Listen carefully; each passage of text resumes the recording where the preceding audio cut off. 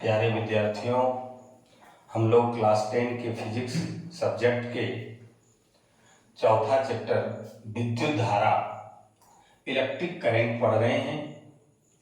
इस चैप्टर का आज 10वां क्लास है। पिछले 9 क्लास के वीडियो को देखने के लिए डिस्क्रिप्शन में लिंक शेयर किया गया है, आप वहां से देख सकते हैं। आज का जो टॉपिक है वो बहुत ही इम्पॉर्टेंट टॉपिक है, प्रतिरोधकों का समूहन।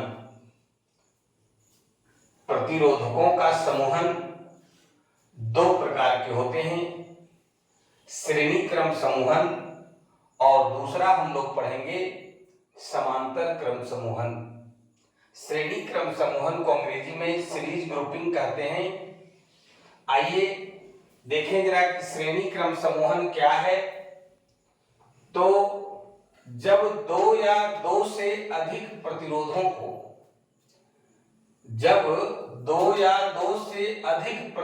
को इस प्रकार जोड़ा जाता है कि सभी प्रतिरोधों में एक ही धारा प्रवाहित हो, तब इसे श्रेणी क्रम समूहन कहते हैं।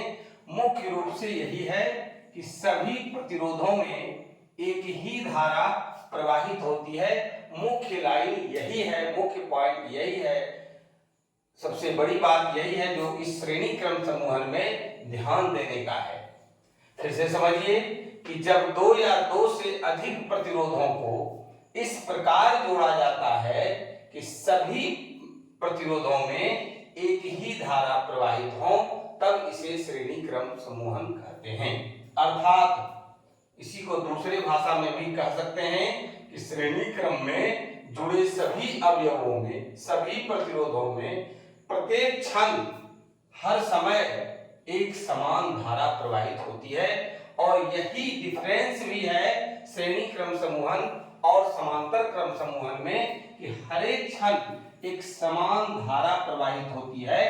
अब आइए कि इसको हम लोग फिगर द्वारा सर्किट तैयार करके कि किस प्रकार से श्रेणी क्रम समूहन में जो है सभी अवयवों से, सभी प्रतिरोधों से एक ही धारा I प्रवाहित होती है, उसको जरा समझेंगे, देखेंगे। ये देखिए दो सेल है जिसको समूहित किया गया है, इधर से धारा I प्रवाहित होती है। ध्यान से समझिएगा, बिंदु A और B के बीच प्रतिरोध R1 है, बिंदु B और C के बीच प्रतिरोध R2 है और प्रतिरोध C और D के बीच प्रतिरोध R3 है। जबकि अगर विभवांतर की बात करेंगे तो AB बिंदु के बीच V1 विभवांतर है, B और C के बीच V2 विभवांतर है, जबकि C और D के बीच V3 विभवांतर है। अब आइए कि जो ये तो हमारा श्रेणी क्रम समूहन हो गया कि इस प्रकार से जब समूहित जो करने की व्यवस्था है, इस व्यवस्था को हम लोग श्रेणी क्रम समूहन कहते हैं। और जो यहाँ से इंपॉर्टेंट बनता है, जो पूछा जाता है, जिस पर हम लोग न्यूमेरिकल बनाते हैं, उसके लिए है कि ये जो हमारा श्रेणी क्रम समूहन है, इस श्रेणी क्रम समूहन का एक समतुल्य प्रतिरोध होता है। यहाँ पर आपका 3 प्रतिरोध है, R1, R2 और R3।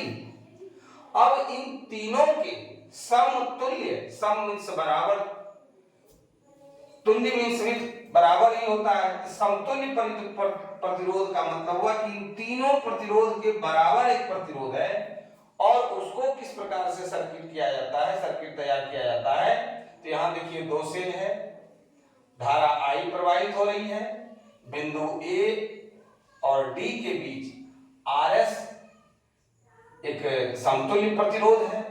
R तो जान रहे रेजिस्टेंस होता है, प्रतिरोध, और S हो गया सीरीज ग्रुपिंग के लिए S लगाए RS।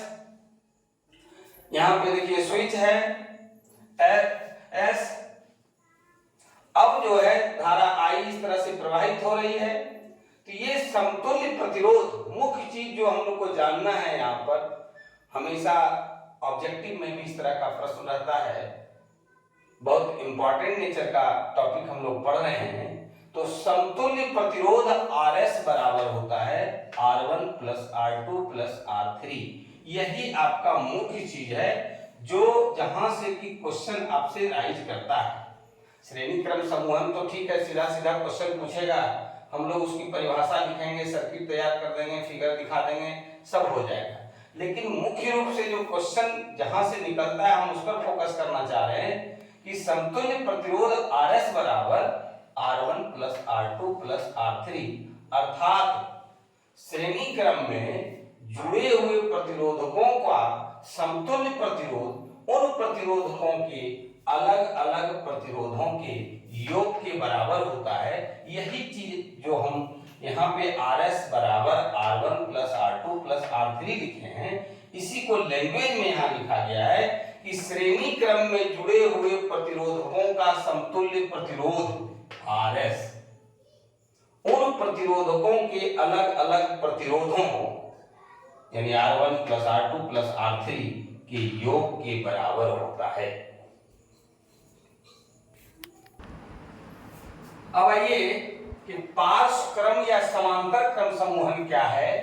दूसरा जो टाइप है, पहला टाइप हम लोगों ने पढ़ा था और श्रेणी क्रम समूहन, और दूसरा है पार्श्व क्रम या समांतर क्रम समूहन, अंग्रेजी में कहते हैं पैरेलल ग्रुपिंग। तो क्या है देखें जरा कि जब दो या दो से अधिक प्रतिरोधों को इस प्रकार से संयोजित किया जाए कि प्रत्येक प्रतिरोधों के सिरों पर विभवांतर का मान समान हो, तो समांतर क्रम संयोजन कहलाता है। उसमें क्या था कि प्रत्येक प्रतिरोध से होकर एक ही धारा I प्रवाहित हो। यहाँ पर है कि प्रत्येक प्रतिरोध के सिरों पर विभवांतर का मान समान हो, समांतर क्रम संयोजन कहलाता है। फिर से एक बात देखिए कि जब दो या दो से अधिक प्रतिरोधों को इस प्रकार से संयोजित किया जाए कि प्रत्येक प्रतिरोधों के सिरों पर विभवांतर का मान समान हो, समांतर क्रम संयोजन कहलाता है। अब आइए कि समांतर क्रम संयोजन को किस प्रकार से संयोजित किया जाता है, समूहित किया जाता है, व्यवस्थित किया जाता है। तो यहाँ पर देखिए दो सेल है, इससे धारा I प्रवाहित हो रही है। बिंदु A और B के बीच धारा बट रही है, I1, I2, I3, सबका प्रतिरोध R1, R2, R3।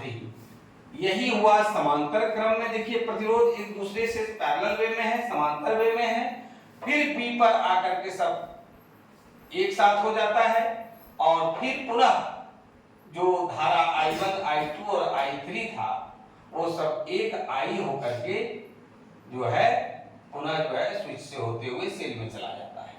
तो इस प्रकार का जो समूहन का व्यवस्था है, इस प्रकार से जो समूहित किया गया है, इसी व्यवस्था को प्रतिरोधकों का समांतर क्रम समूहन या पार्श्व क्रम समूहन कहा जाता है। अब देखिए कि ये जो व्यवस्थित किया गया, इसमें तीन प्रतिरोध है R1, R2 और R3। इन तीनों का जो व्यवस्थित प्रतिरोध है, इसका एक समतुल्य प्रतिरोध को इस तरह से व्यवस्थित किया जाता है ना, कि एक आपका ये सेल है, ये धारा I प्रवाहित हो रही है, ये Rp जो है ये हो गया समतुल्य प्रतिरोध, resistance of parallel grouping, Rp से डिनोट करते हैं। I फिर धारा इधर से ये है, स्विच है।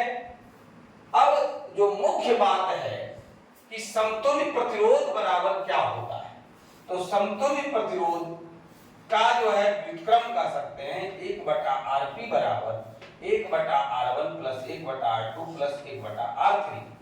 अर्थात कि समांतर क्रम या पार्श्व क्रम समूहन में जुड़े हुए प्रतिरोधकों के समतुल्य प्रतिरोध का व्युत्क्रम, देखिए 1/Rp, प्रतिरोधकों के समतुल्य प्रतिरोध का व्युत्क्रम 1/Rp, उन प्रतिरोधकों के अलग अलग प्रतिरोधों के व्युत्क्रमों उसमें था सीधा जोड़ दिए थे RS बराबर R1 plus R2 plus R3, लेकिन यहाँ क्या कह रहा है, प्रतिरोधकों के अलग अलग प्रतिरोधों के व्युत्क्रमों 1/R1 के योगफल के बराबर होता है 1/R1 plus 1/R2 plus 1/R3।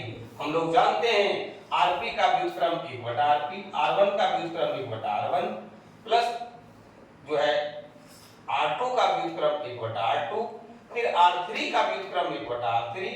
इसलिए लिखे हैं कि अर्थात समांतर क्रम समूहन में जुड़े हुए प्रतिरोधकों के समतुल्य प्रतिरोध का व्युत्क्रम उन प्रतिरोधकों के अलग अलग प्रतिरोधों के व्युत्क्रमों के योग के बराबर होता है। हम लोगों ने आज के क्लास में प्रतिरोधकों का समूहन पढ़ा।